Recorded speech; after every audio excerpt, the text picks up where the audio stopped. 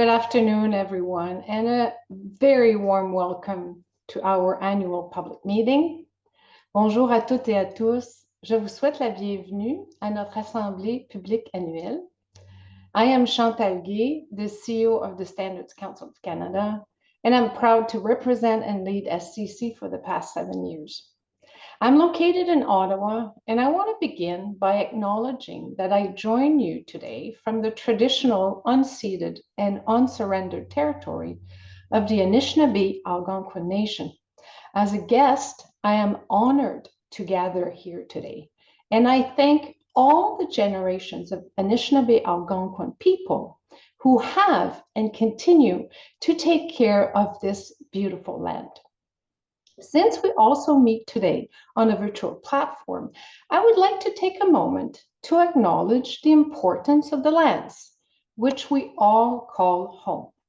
We do this to reaffirm our commitment and responsibility in improving relationships between nations and to improving our own understanding of local Indigenous peoples and their cultures. From coast to coast to coast, we acknowledge the ancestral and unceded territory of all the Inuit, Métis, and First Nations people that call this land home. Let's move to some housekeeping items. At the bottom of the Zoom webinar window, you will see the option to have this event broadcast to you in English or French. Please select the language of your choice by clicking on the globe button. Zoom vous permet de suivre la transmission anglaise ou française du webinaire. Je vous invite à choisir la langue qui vous convient en appuyant sur le globe au bas de votre écran. If you require closed captioning, please select this feature at the bottom of your screen and select Show Subtitle. We are going to start today's event with a look through the eyes of some very key, knowledgeable, and engaged people. We have invited some of our most valued collaborators, the chairs of our advisory committees, as part of a panel discussion under the theme Many Voices, One System, Perspectives from our Advisory Network. Au Conseil canadien des normes, nous collaborons avec 3 comités consultatifs qui nous informent, nous conseillent et nous apportent diverses perspectives. Cela nous permet d'avoir une vision d'ensemble des enjeux et des opportunités du point de vue des parties prenantes du système de normalisation. Ces comités sont le comité consultatif des organismes d'élaboration de normes, le comité consultatif des provinces et territoires et le groupe consultatif sur l'accréditation. Following our panel discussion, we'll dive in the work of SCC, share a few highlights and from last year, and talk about what's on the horizon. As members of the audience, you have an opportunity to ask questions in the Q&A feature. We will aim to answer as many questions as we can. If we do not get to your question, we will follow up with you if you leave us your email address in the chat, or you can reach us anytime by emailing us at info@scc.ca. Today's event will be recorded and shared on our website. So let's get started. Christine List, our Vice President and Chief Legal Officer and Corporate Secretary, will be moderating today's panel. Christine, over to you in the panel. Thank you very much, Chantal. Merci beaucoup, Chantal. I'm very excited to welcome everyone today for our panel entitled Many Voices, One System, Perspectives from our Advisory Network. SCC has a unique role in Canada as we oversee our vast standardization system. On one hand, we're Canada's standards body. We represent our country's interests on the world stage as a member of ISO and IEC. And on the other hand, we're also Canada's accreditation body, ensuring conformity assessment bodies and standards development organizations demonstrate technical competence, reliability, and integrity when it comes to national and international standards. We have a full view of the standardization system as a whole. One of the key strengths of the Canadian standardization system is the inclusive approach that brings together a vast network of partners, interested parties, and experts who contribute to standards development, conformity assessments, and accreditation. For SCC, it's important to ensure that the work we do has the intended impact. To this end, we need the diverse perspectives of players within our system. Today, we want to highlight our 3 advisory committees. Bringing their unique insights and perspectives, we have the chair of each of the 3 advisory committees with us. Mark Ramlachan, chair of our Standards Development Organizations Advisory Committee.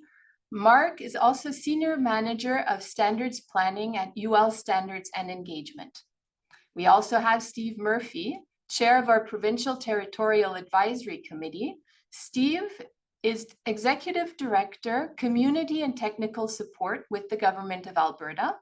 And we also have Benjamin Barker, Chair of our Accreditation Advisory Committee. Benjamin is Director, Accreditations at CSA Group. Thank you very much for being with us today. And to get us started, could I ask each of you to introduce your committee and the work you do? Mark, let's get started with you. All right, thank you, Christine. So I represent STOAC. I'm the chair of STOAC. STOAC is the Standards Development Organization Advisory Committee. And this committee is established under the Standards Council of Canada Act, and it brings together representatives from each of Canada's 15 accredited standards development organizations, which include a diverse mix of both public and private organizations, standards developers that are based here in Canada and the US, and those with deep technical expertise in everything from public safety to health to sustainability and accessibility. I think what I appreciate most about the voices at the table is diversity. I think that's probably the greatest strength, and it allows us to share insights from across a number of different sectors, which I think helps improve the outcomes for the SEC and for Canada. Our role at STOAC is to advise Council on voluntary matters related to standardization and ensure that SCC's policies and strategies reflect both the needs of Canadians and the realities of standards development. This past year, we underwent a strategic refresh in an effort to align the work of the committee with the needs and priorities of SDOs. Coming out of the strategic refresh, we found and settled on 4 key strategic priorities. The first is value. And this has to do with promoting the value of standards and their impact. The second priority is inclusion, diversity, equity, and accessibility. And in this priority, SDOs will be able to share tools, best practices that they'll be able to incorporate into their work. Third priority focuses on the national model codes. And this one's important. This ensures greater integration between code development and standards development. And we at STOAC, we want to be proactively engaged in the development of Canada's model codes. And the final priority is collaboration, of course, probably one of the most important ones. And this is about breaking down silos and fostering collaboration and cooperation between SDOs, particularly in emerging areas.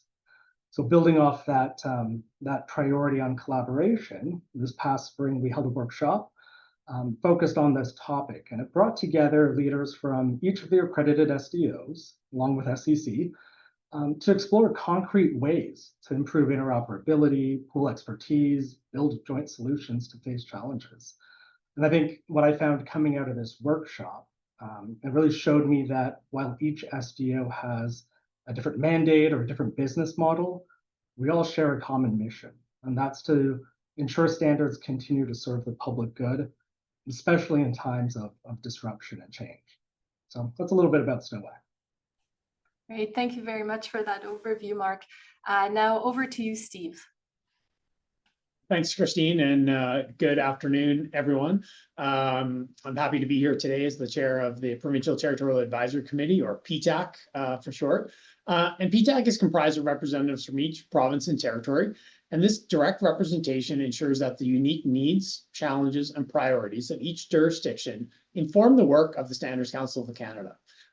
The chair and vice chair of PTAC are also members of the Standards Council of Canada Governing Council, so that really gives us a direct link and allows us to influence the priorities and roadmap of SCC.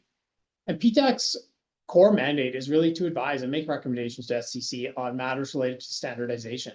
This direct line of communication ensures that provincial and territorial perspectives influence the SCC's strategic direction and priorities. PTAC has been instrumental in supporting and leading efforts to reconcile and cooperate on regulations through the Canadian Free Trade Agreements, Regulatory Reconciliation and Cooperation Table, and has led a number of these agreements. And really, in essence, PTAC acts as a crucial feedback loop and coordination mechanism. We gather diverse jurisdictional and regional perspectives, consolidate them, and advocate for their inclusion in national standardization efforts.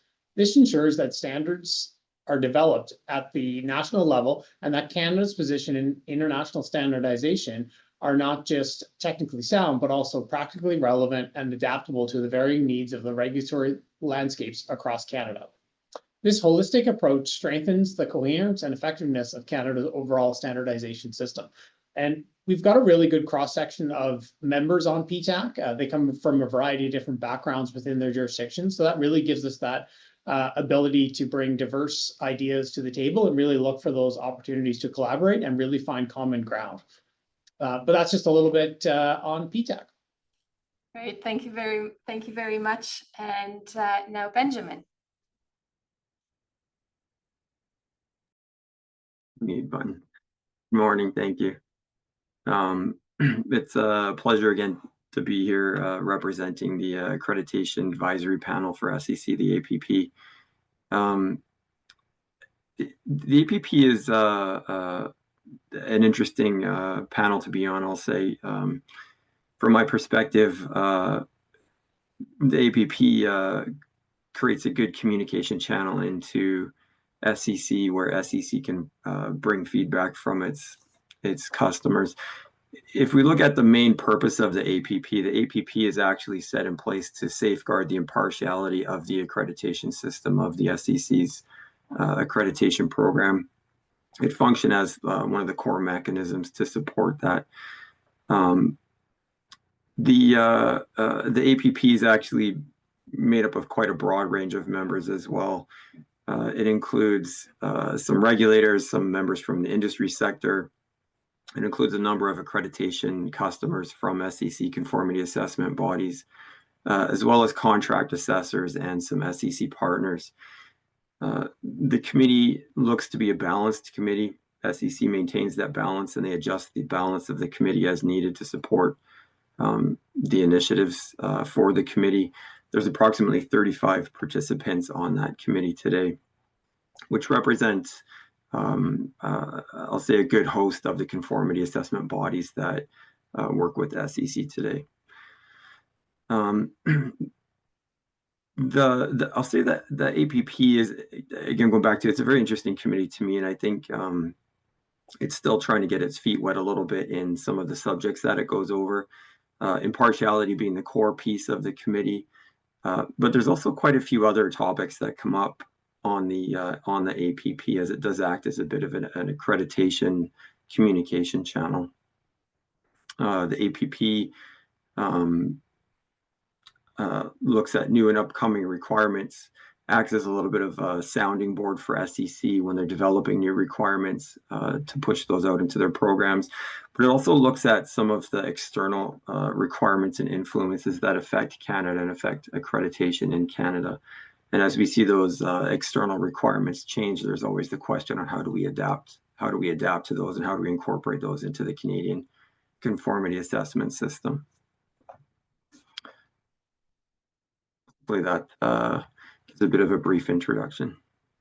Great, thank you very much. And I think you all gave us important overview of the different perspectives you bring to the table, all very important to the work that SCC does.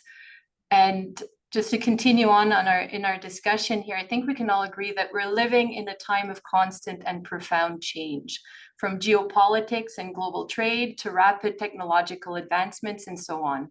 So given this context, my first question would be, from your perspectives, what role do you think standardization should play in helping Canada stay resilient in an era of constant disruption? So I think we'll start with Steve this time.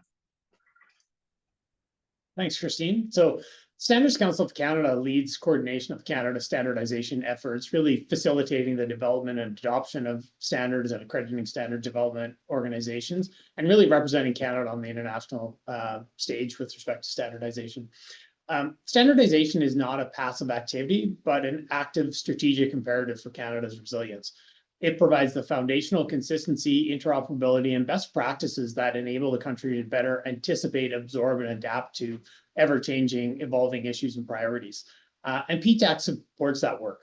So in 2024-25, PTAC worked through the Canadian Free Trade Agreements, Regulatory Reconciliation, and Cooperation Table to lead two key agreements that reduce trade and mobility barriers within Canada. These reconciliation agreements improve interjurisdictional commerce and the mobility of gas fitters, making it easy for gas fitters trained or certified in one part of the country to find work in another. It also makes it easier for Canadian businesses to hire gas fitters that they need. And a lack of consistency in when and how provinces and territories adopt new editions of the Canadian Electrical Code also presents trade barriers. Inconsistent requirements and adoption timelines make it harder for builders to keep track of which code is being enforced, adding complexity, cost, and uncertainty to construction projects. Throughout 24 and 25, PTAC led the negotiation of a reconciliation agreement under the RCT table to really support timelier and aligned adoption of new editions of the code to reduce regulatory discrepancies and hinder trade.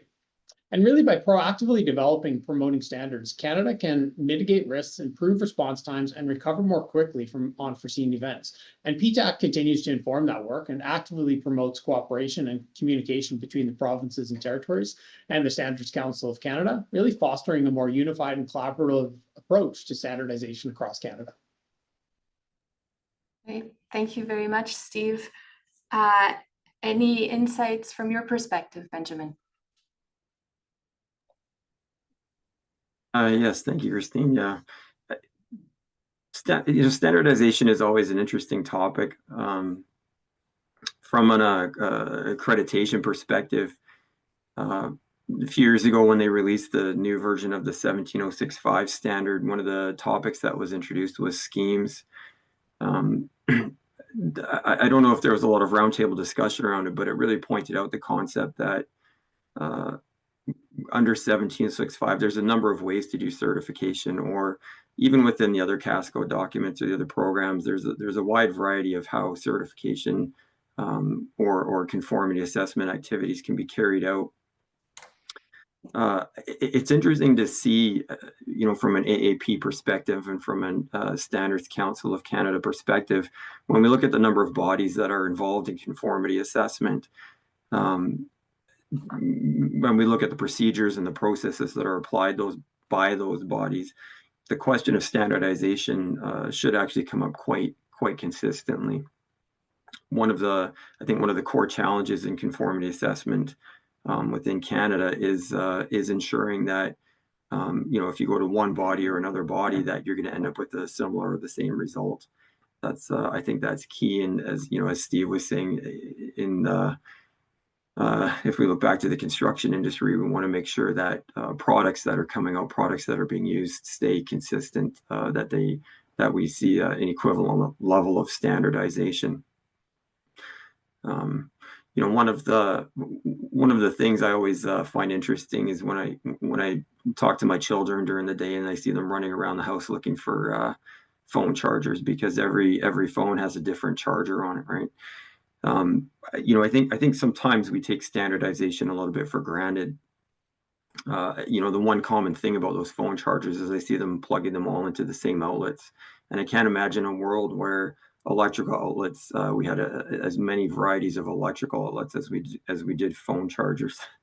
So standardization, I think, is quite important, and a topic maybe that we miss sometimes, and we don't realize the actual importance of standardization.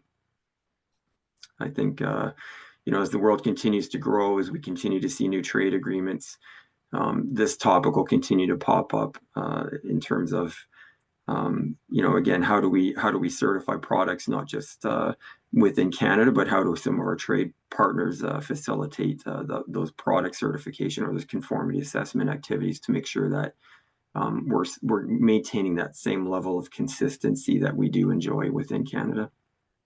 And I think SEC has a very key role to play in that. Great. Thank you very much. And Mark, you want to round out this this question?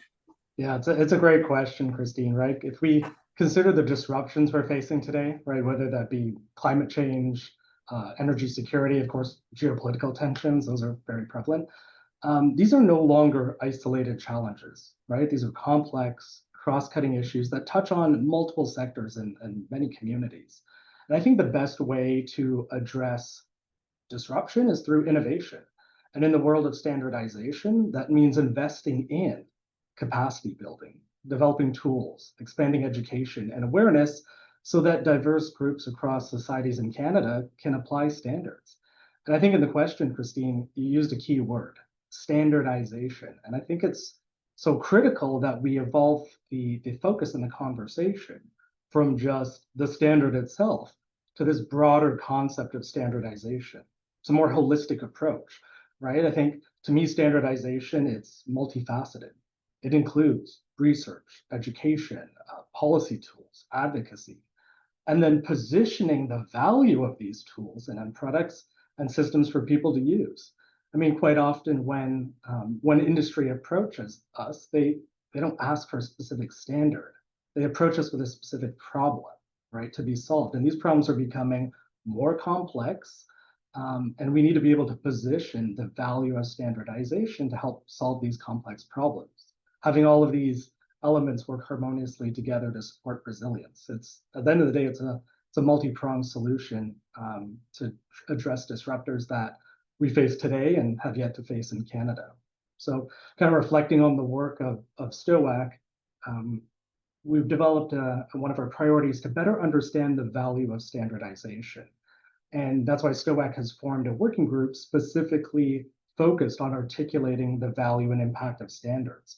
And it's more than just the value of standards, it's also about the nimbleness to address disruptors into the future. And the work of this working group is based on the National Standard Strategy, right, which positions standards as an enabler and not a barrier to policy, innovation, trade. And I think especially in a time with increasing pressure for deregulation, it's important for us to reframe the context and the narrative. Standards are not red tape. They are a roadmap, and they provide a flexible consensus-based solution that may adapt more quickly than regulations, all the while still ensuring safety and trust. So, if I was to think about it, when it comes to resilience, Canada's resilience depends on a standard system that is nimble, inclusive. And I'm proud to say that we are making progress on that front at STOAC. I think the diversity of Canada's 15 accredited SDOs coordinated through STOAC helps enable that kind of broad range of expertise to respond to both kind of domestic challenges and international ones. Ultimately, standards are a tool for problem solving and building trust and ensuring that Canada continue to adapt and thrive regardless of what disruptions come ahead. Great. Thank you very much for all these insights. And to continue our conversation, Mark, could you tell us what emerging issues standards development organizations are facing and how your committee is helping to address them? A good question. I think we could probably phrase this as what keeps Mark up at night. And I think one of the most pressing issues that we're grappling with right now is how do we protect the integrity and sustainability of the standard system, particularly in light of growing calls for accessibility, especially when standards are incorporated by reference into laws and regulation. Now, when I say accessible, I'm referring to the availability and the access of standards after they have been incorporated, let's say, into regulation or law. And the issue is, here in Canada, accessibility is not legally defined. So when it comes to standards, reference, and regulation, that creates a lot of uncertainty. Taking a look in recent years, we've seen a number of court decisions and campaigns that interpret accessibility to mean unrestricted, free access to standards. And ultimately, this can have unintended consequences, particularly around copyright. And this is the thing, that standards are a product of a rigorous process, extensive stakeholder input, significant investment of time and resources. And copyright isn't just about protecting the business model of standards developers. It enables the standard system to function. It funds the development, the expert convening, the continuous updates of the standards that we rely on to ensure that they're relevant. And if copyright protections are weakened or misunderstood, then I fear we risk undermining the entire system. Not just for SDOs, but for regulators, for industry, and for the public. And that's why under STOAC, we have made this a priority. And we've created a working group focused on accessibility and copyright. And this group right now, they're working through developing a series of kind of balanced policy recommendations to clarify what is accessible, what does that actually mean? And we have been engaging with regulators to develop solutions that we believe are meet both the needs of access and sustainability, because I think we believe that greater access and stronger copyright protection, that must coexist. In fact, protecting copyright gives SDOs the confidence that they need to invest in tools, right? Translations, the things that actually make standards more accessible in practice. So I think, at the end of the day, our role at STOAC is to make sure that Canada's standardization system continues to serve public good, not just for today, but for generations to come. And that means building a system that is accessible, yes, but also resilient and sustainable. Great, thank you very much. It is certainly important work going on at STOAC. And now to Steve. How does the Provincial Territorial Advisory Committee help bridge regional priorities with federal or international standardization efforts? Thanks, Christine. I really see PTAC playing a critical role in bridging the regional priorities with federal and international standardization efforts. PTAC members act as a vital conduit, really translating the specific needs of their jurisdictions, their regions, and informed through ongoing collaboration and engagement with local stakeholders. So PTAC members bring their local and regional and jurisdictional specific issues, challenges, thoughts, ideas to the table. And really the task then is for PTAC to look at those opportunities and translate that into the broader Canadian standardization landscape. But while also simultaneously ensuring that national and international efforts are practical, relevant, and implementable across the country. PTAC looks to assess and provide feedback on Standards Council of Canada programs and activities, and ensuring that they're meeting the needs of provinces and territories. This ensures that SCC's work remains relevant and beneficial to all regions of Canada. PTAC's discussions and recommendations really help to crystallize provincial and territorial positions on various standardization issues. And these positions can help then inform Canada's overall stance in national policy development and international standardization forums. And as we already talked about in terms of changes, disruptors, issues and priorities change from coast to coast to coast. So really PTAC is a great forum for each jurisdiction to identify whether it be an emerging trend or an emerging opportunity, and then really look to identify, is that also an issue or an opportunity for other jurisdictions, and how do we then collate and collaborate those ideas and then factor that in and inform Canada's standardization system. So I really think that by providing that consolidated view of regional needs, PTAC helps to shape Canada's contributions to international standard development efforts.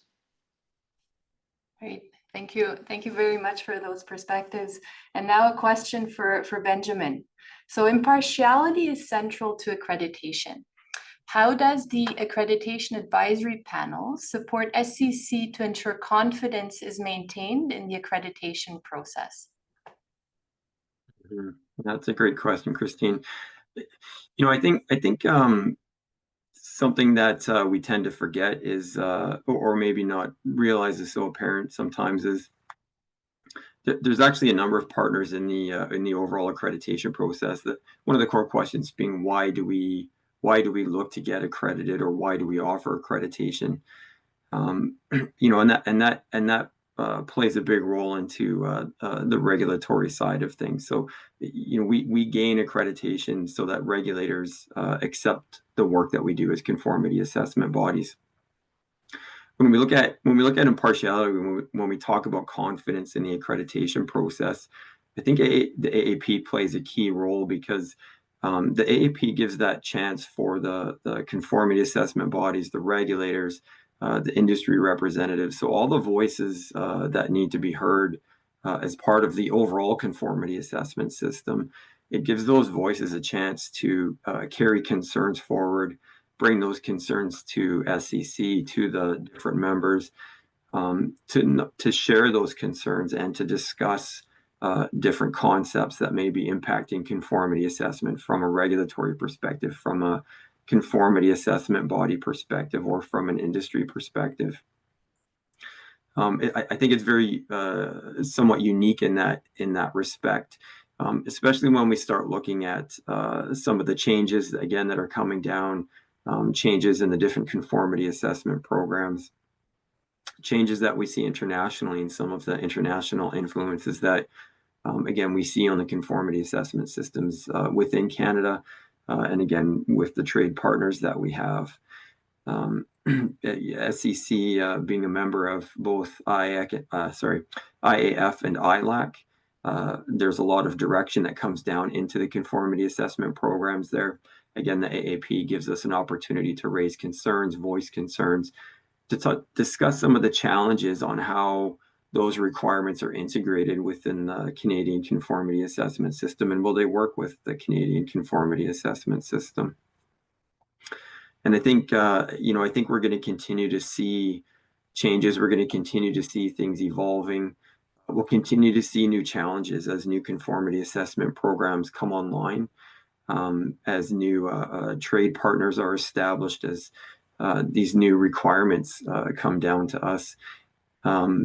Conformity assessment seems to be something that continues to grow. It doesn't seem to shrink. So I think we have things like cybersecurity and AI coming out. There's lots of questions on how that's going to impact what we do today. Is it going to change what we've done for the last 10, 15, 20 years? And again, going back to the original question, is how do we ensure that we maintain a suitable level of consistency and overall compliance of conformity assessment objects within Canada, so products or management systems or other types of conformity activities.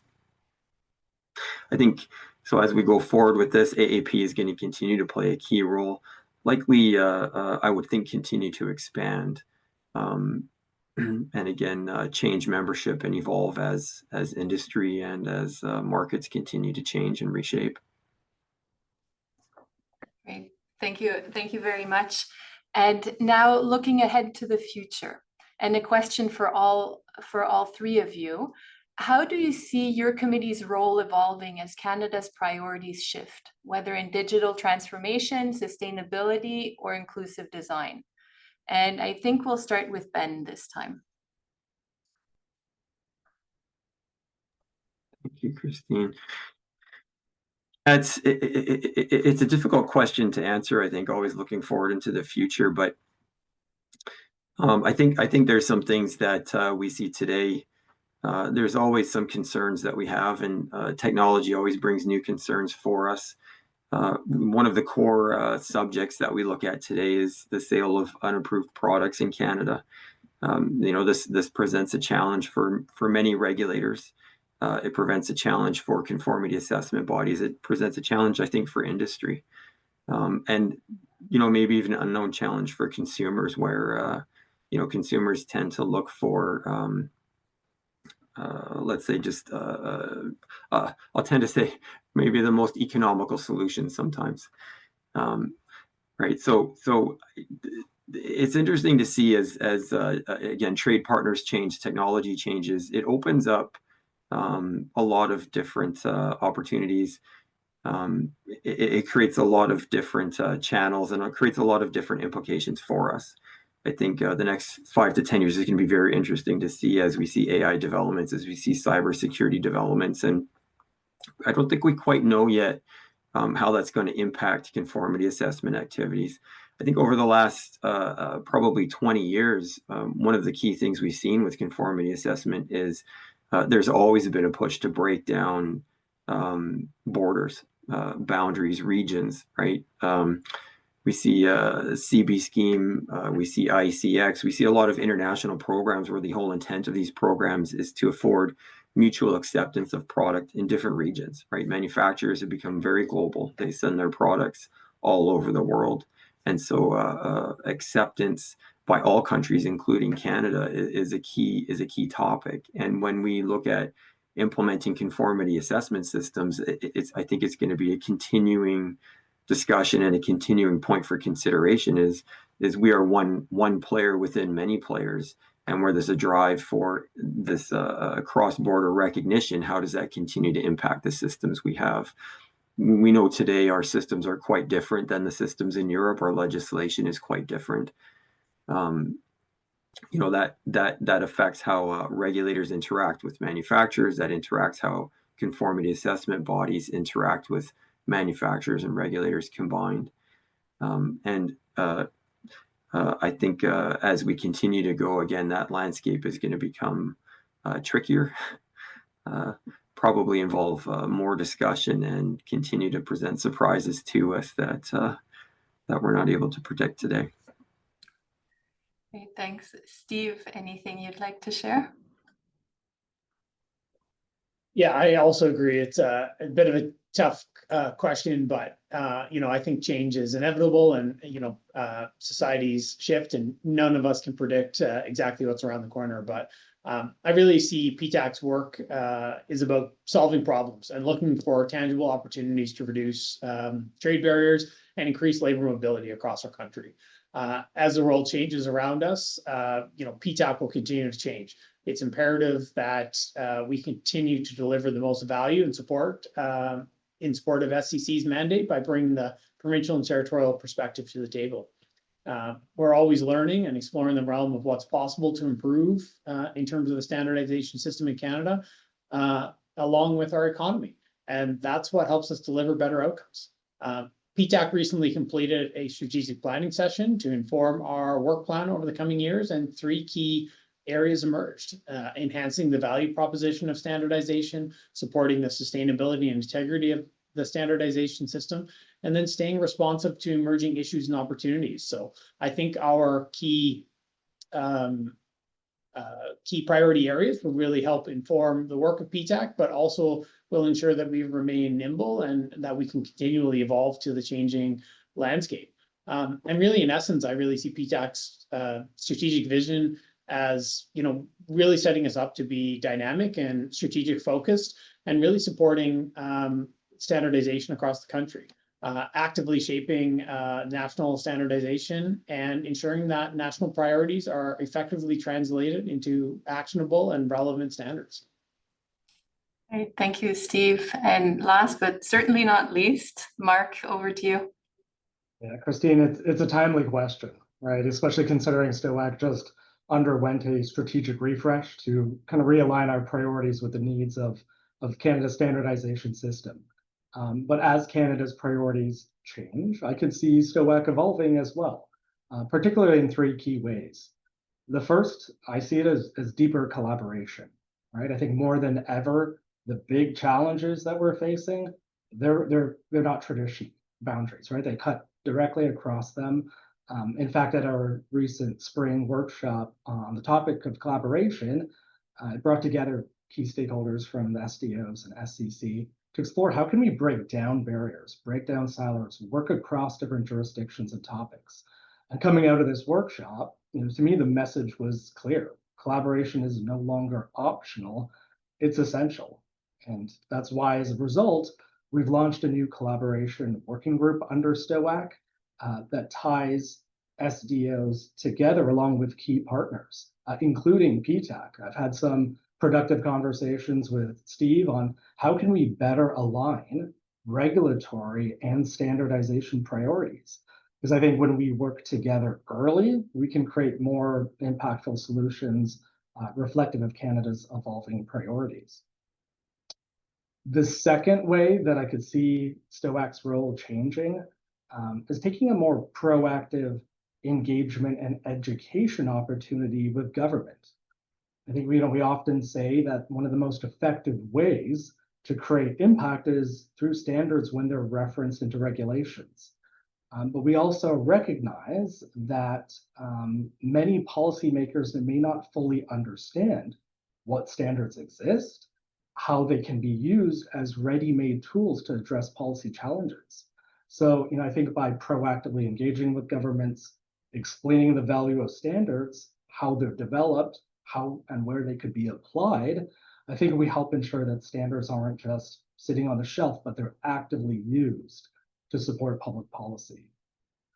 And I think the final way probably we could evolve is something we're already doing, and that's continue to embrace the diversity of Canada's standardization system. Today, we have 15 accredited standards development organizations around the table. Not that long ago, relatively, there were only 4, right? So we're seeing this increase, more diverse opinions, experiences around the table, and I think that's one of our strengths. And it means we're able to bring together a range of ideas, experiences to the conversation. And I think when we leverage that diversity in a coordinated way, we have much better outcomes to support recommendations for both SCC and the standardization system in Canada. So I think with that, I could see STOAC's role evolving, deeper collaboration, more outward-facing engagement, and more continued inclusive approaches. Great, thank you very much. And thank you all for your thought-provoking perspectives. I certainly gained some new insights, and hopefully our audience today will have gained some new insights as well. So the panelists will stay with us for the rest of the meeting. And as such, if you have any questions, please send them in via the question and answer button, the Q&A button at the bottom of your screen, not the chat. And we will include them, time permitting, in the Q&A portion of the meeting later on. And if we don't get a chance to respond to your questions, please send us an email at info@scc-ccn.ca.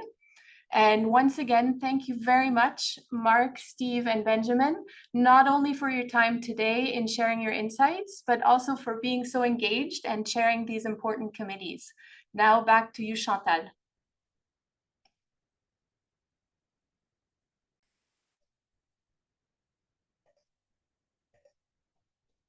Merci beaucoup, Christine. Merci beaucoup aux membres du panel. Again, colleagues on the panel, your time is so precious, and you're not shy to, whoops, I disappeared. You're not shy and very committed, and we greatly appreciate and value your contributions. I would like now to introduce Dr. François Coallier, the chair of our governing council. François is a professor at the Department of Software and IT Engineering at École de Technologie Supérieure in Montreal. François has been involved in standardization for many decades, and currently he is the international chair of the subcommittee responsible for the elaboration of standards for the Internet of Things and Digital Twin under ISO IEC GTC1 SC41. He's also the chair of the Joint System Committee on Biodigital Convergence. It's a joint committee of ISO and IEC. And last but not least, is obviously involved in Canada as well. He's the chair of the CSA Group Strategic Steering Committee on ICT Systems and the chair of the Canadian GTC1 Mirror Committee. François, merci beaucoup d'être ici avec nous. La parole est à toi. Merci beaucoup, Chantal. I'm very happy to be here and share with you a few highlights from the SCC 2023-2024 annual report, which is entitled Reaching Forward for a Better Future. During that year, SCC focused on a number of issues in many areas, but I'll speak to 3 in particular: climate change, the digital economy, and trade and supply chain.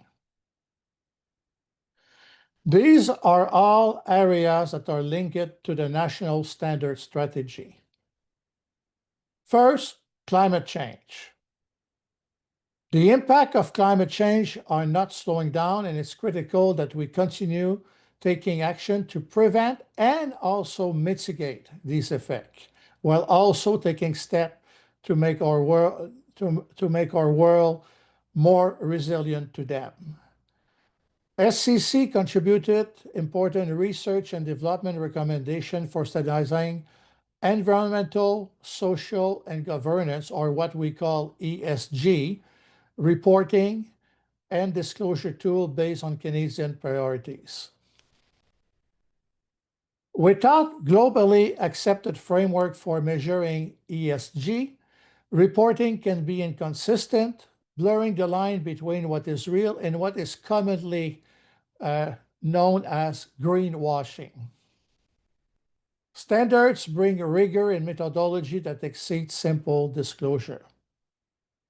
More recently, SCC also collaborated with ISO on a new set of guidance aimed at enabling companies globally to improve ESG integration, performance, measurement, and reporting. Also, SCC standard to support resilience and infrastructure program was augmented with the goal of delivering 50 new standardization strategies. The work SCC is doing under that important program address key priorities such as building climate resilient transportation infrastructure, expanding green and natural infrastructure, and strengthening assets against climate risk, including urban heat and flooding. Second area, the digital economy and the use of new technology like artificial intelligence. AI and other digital technology have enormous potential to deliver benefit for both Canada and the world. However, this can be achieved through responsible development. This can only be achieved through responsible development and usage.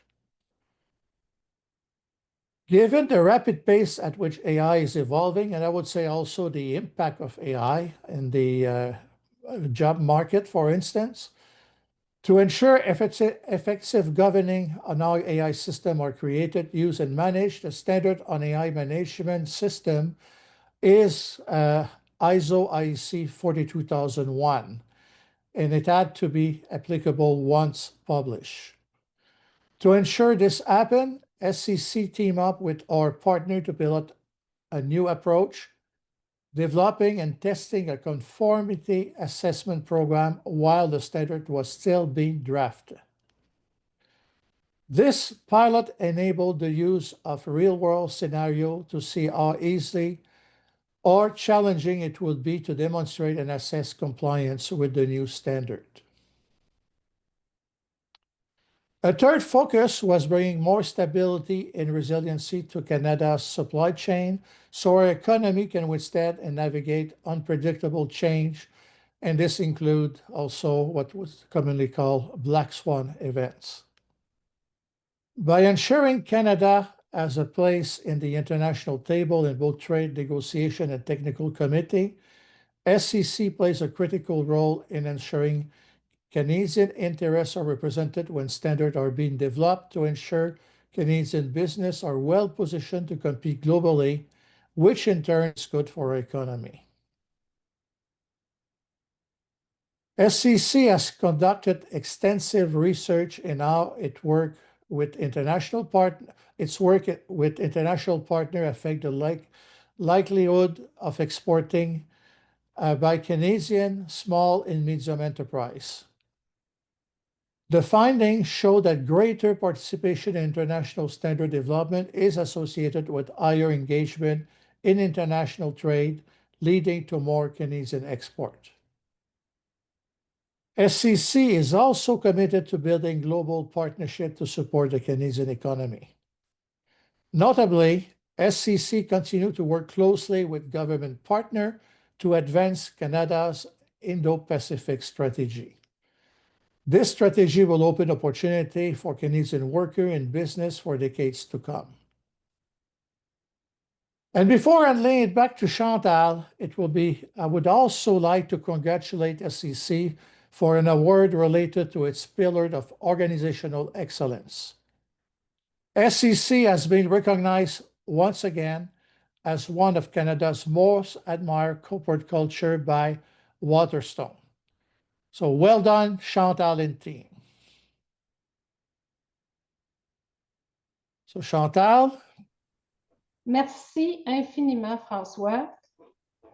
As you know, we have done much more since the highlights you mentioned from the annual report. I'm pleased to say that SCC continues to strive to deliver as much as possible and to increase the impact that the standardization system has on businesses in Canada and people living in Canada.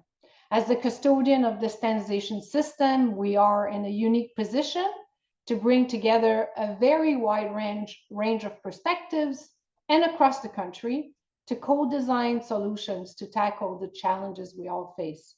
That is, at a high level, the direction SCC is going to. As rapid change continues to shape the global landscape, and it changes every day these days, future-proofing the Canadian economy has never been more critical. And SCC plays a key role in achieving that goal, helping businesses, overcome barriers, fostering collaboration across jurisdictions, like Steve has mentioned, and ensuring Canada's remain competitive on the world stage.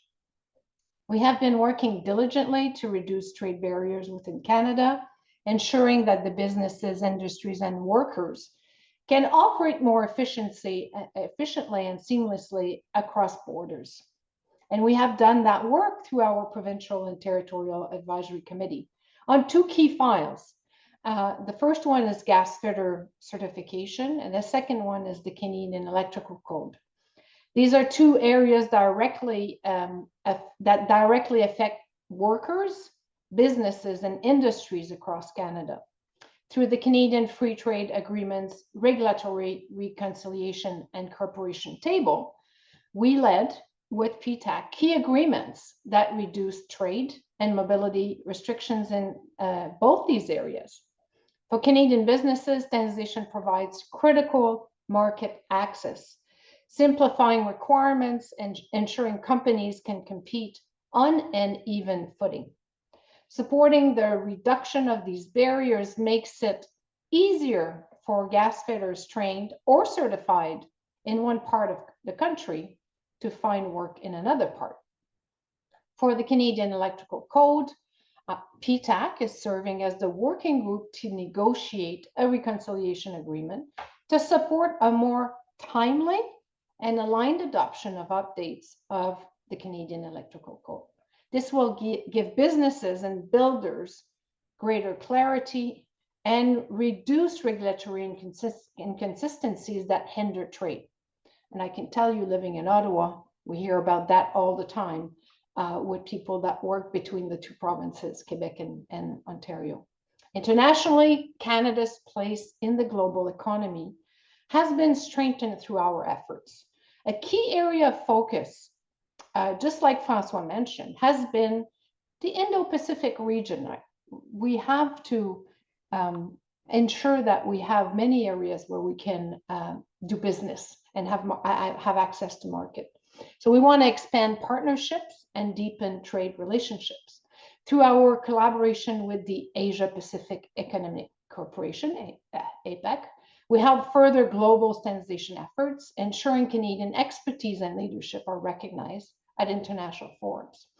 We led a workshop this past February in South Korea to highlight the importance of micro, small, and medium-sized enterprises in standards development.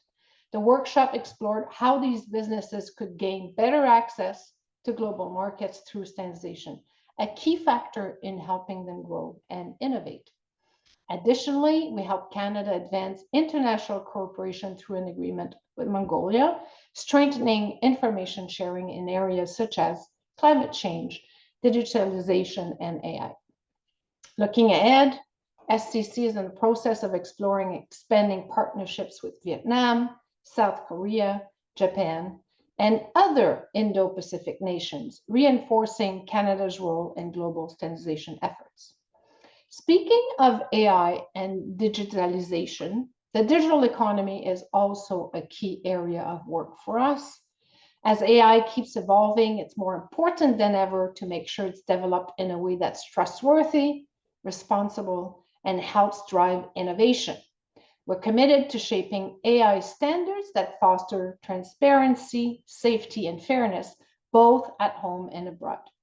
In this past year, SCC played a pivotal role in AI standardization, leading efforts within the subcommittee responsible for it under ISO and IEC, GTC1 Subcommittee 42. And a key milestone in this journey was the full launch of the world's first AI management system standard, ISO and IEC 42001, providing organizations with a framework to navigate AI-related risks and opportunities while ensuring accountability and trust.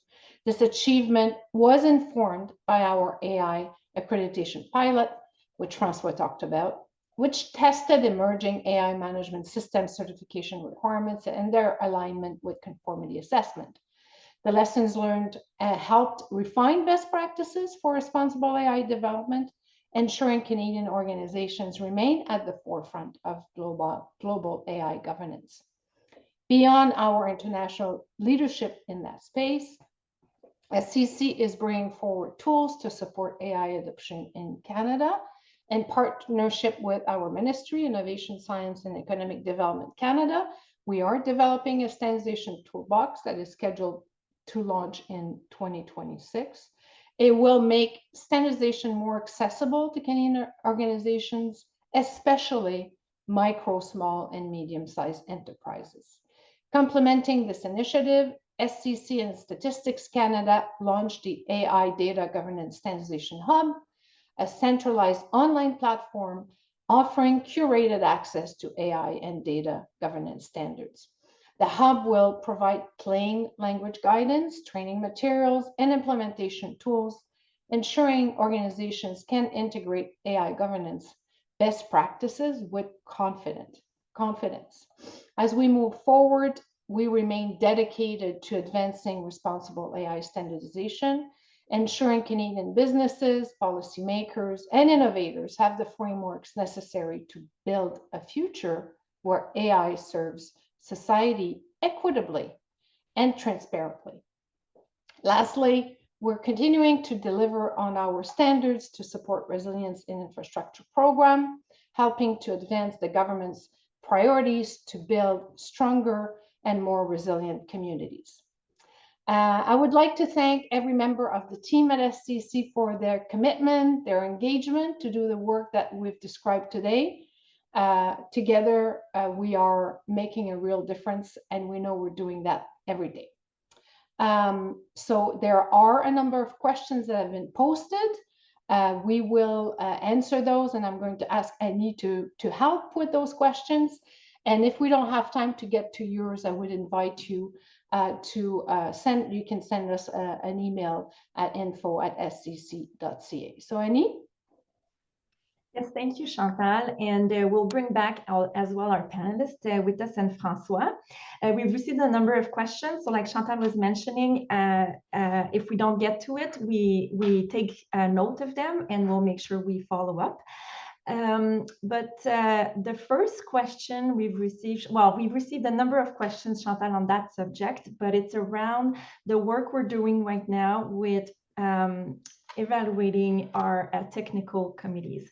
So could you provide a bit more information around these initiatives? Yeah, thank you very much for the question. So 4 years ago, we did extensive consultation within the system and with people interested in the standardization system, because we believe it was very important that, you know, in the next 10 years, we knew what was key to work in, to make sure that we understood what were the priorities. And obviously there's slight changes every year, but we wanted to understand. And with that, we published the National Standard Strategy, basically that underlines the key priorities for the standardization system in Canada. And that meant, after understanding the priorities, making sure that the work we do aligns with that. And we have been doing this review of the work, really a focus of where we can collectively make the most impact. So that's what we're doing right now. We're looking at basically all the work that is being done, and ensuring it's aligned with those 5 key priorities that we have, making sure there's impact. And we have to be realistic and honest. Every organization has limited resources. I can tell you that within the current environment, I would doubt that there's going to be more resources available. So it's really, really making sure that we are using our resources as efficiently as possible and in the context where we want to create the most impact. We've initiated this work, and we will continue this work, and we will have conversations with the people involved in the mirror committees to ensure that in the end we land on a portfolio of work that is, again, very aligned with the national standard strategy and ensuring that we have the most impact. Thank you, Chantal. And maybe just a very short follow-up question. So we had that question, but when committees can maybe expect to hear from us? Yeah, so we have already started informing a very limited number of committees, and in the coming months, that's when we're going to have conversations with the committees, just to really understand, ensure that our understanding is correct, and we can, proceed with that focus approach going forward. Thank you, Chantal. We do have one question for Mark that we've received. So Mark, are there considerations of using Creative Commons licensing for standards? It's a great question. There hasn't been specific conversations around Creative Commons licensing. There is definitely a growing interest to see how can we make standards more accessible while still protecting the integrity and sustainability of the system, as I mentioned earlier. But in exploring whatever options that we're looking at, I think there are a few kind of key considerations, because I believe with a license like that, while the copyright owner still retains ownership, they could permit, certain sharing or adaptation. But, if I think about the considerations in standards development, first, standards are not static documents. They evolve through multi-stakeholder consensus process involving significant technical expertise. So a solution would have to account for the fact that they're dynamic. And the second consideration is maintaining version control and technical integrity, which is critical in standardization. And if standards are widely distributed or adapted without clear mechanisms for that quality assurance, then there's a risk that outdated or modified versions can be used in ways that are kind of unforeseen. So I appreciate the question. I think it speaks to the spirit of wanting to improve access while retaining integrity. Thank you, Mark.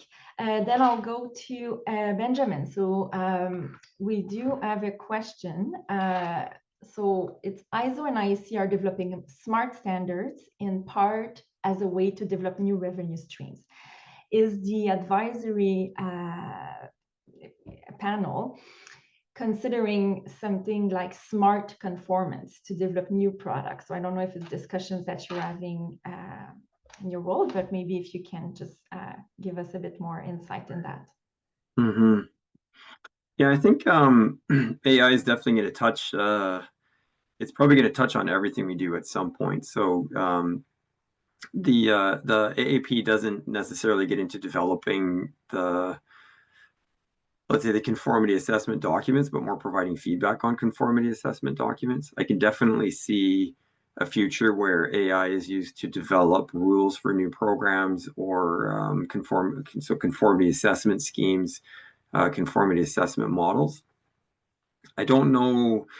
Right now, this goes back to the whole concept of the many voices, and I know Chantal, you said at the beginning. I think that's a core theme with a lot of this is when we see new documents, new programs coming out.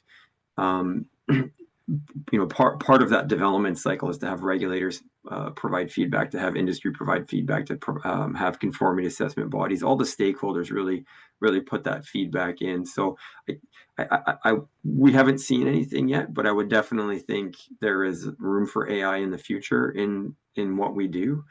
Would it be 100% AI? I'm not entirely sure yet, I'll say.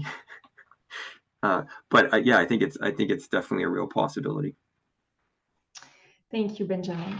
And I think we'll go to one last question for Steve. So Steve, there was a question around like provinces and municipalities adopting more standards of writing instead of writing their own specifications. So do you think like the FPT Council, like is it the PTAC Council, is it effective? Yeah, I think great question. And I think as we've already kind of chatted about, or as part of the questions already, like there is a lot of work that's underway in PTAC, really looking at how best can we support harmonization. So, we know that harmonization supports reducing trade barriers, supports internal trade across Canada, supports labor mobility. So I think there's an increased focus there of PTAC and provinces and territories to really look at, and in the context of standards, really look at how standards are developed and making sure that provinces and territories can provide input, and that eventually the standard would be developed and then it could be adopted by provinces and territories.